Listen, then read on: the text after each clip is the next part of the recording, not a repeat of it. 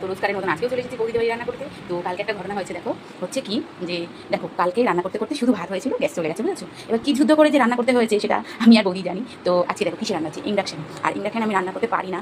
তো বৌদি দেখিয়ে রেখে দিচ্ছে, ভাতটা এসে বসিয়েছি আর পেঁপেটা কেটে নিয়ে ছুলে নিয়েছি, যেহেতু পেঁপেটা সিদ্ধ দেবো। আর কালকেও বৌদিদের ইন্ডাকশানে মানে বাসন কুসন ছিল না। বৌদিরা দেখো রাতে গিয়ে কিনে এনেছে কড়াই, হাঁড়ি।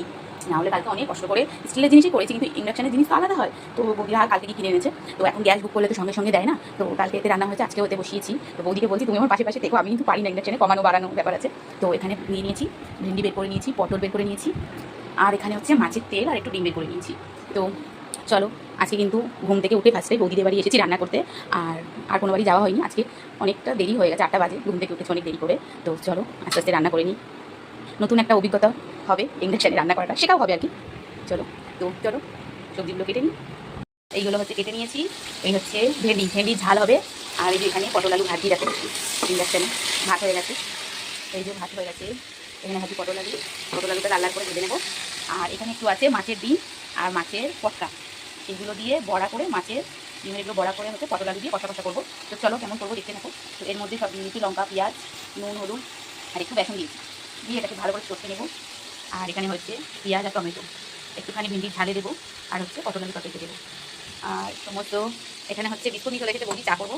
আর এখানে হচ্ছে একবারে দুটো তরকারির মশলাটা করে নেবো, দুখানা তরকারির মশলা একসাথে করে নেবো। তো নতুন নতুন অভিজ্ঞতা ইন্ডাকশানে রান্না করা, যাই হোক ভালোই করছি, ভয় করছি কিন্তু ভালোই রান্নাটা করছি।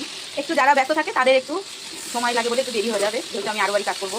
আর গ্যাসে রান্না করলে কি হয়, দুদিকে দুটো বসানো যায়, দেখো দুদিকে দুটো গ্যাসে বসানো যায়, তাড়াতাড়ি হয়। আর ইন্ডাকশানে হয় ভাতটা নামিয়ে তারপরে একটা তরকারি বসাচ্ছি। তো এখনও একটা তরকারি বাকি। তো ঠিক আছে, সব কিছুই মেনে নিতে হবে। হ্যাঁ, এবার থেকে দাদা বলেছে মানে তরকারি আমি এখানে করবো, বৌদি এখানে চা করবে আর ভাত করবে, কারণ আমি তো দুদিকে করতে পারবো না। তো দাদার একটু গ্যাসটা বাঁচবে, যাই হোক কিছুই বাঁচে না, কারেন্টও পুরবে, গ্যাসও পুরবি। চলো এটা একটু মাখিয়ে নিই, ভালো করে মাখিয়ে নিয়ে, আর ওইদিকে পটলটা ভাজা হয়ে গেলেই বড়াগুলো ভেজে নেবো। জানি না বলে পারি না বলে কিছু নেই, সমস্ত কিছু শিখতে হবে। যাই হোক, হ্যাঁ কলকাতায় কাজে যাবো বৌদি বলছে, সব শিখতে হবে।